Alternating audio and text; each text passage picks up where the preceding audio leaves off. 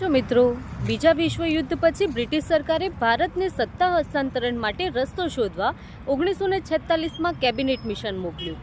આ મિશનના સભ્યો હતા લોર્ડ પેન્થિક લોરેન્સે, બીજા હતા સર સ્ટેફન કિપ્સ અને ત્રીજા હતા એવી એલેક્ઝાન્ડર. કેબિનેટ મિશન એ 16 મે 1946ના રોજ પોતાની યોજના રજૂ કરી. આની મુખ્ય જોગવાઈઓ હતી કે બ્રિટિશ ભારત અને દેશી રજવાડાઓને એક કરીને અખંડ ભારતીય સંઘની રચના કરવી.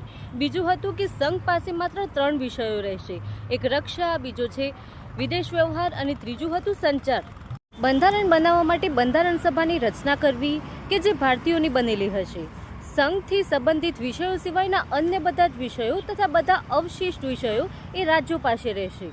દેશી રજવાડાઓ એ ભારતમાં જોડાવા કે સ્વતંત્ર રહેવા માટે પોતાના મરજીથી નિર્ણય કરી શકશે. તો મિત્રો, આ કેબિનેટ મિશન યોજના મહત્વની કેમ હતી?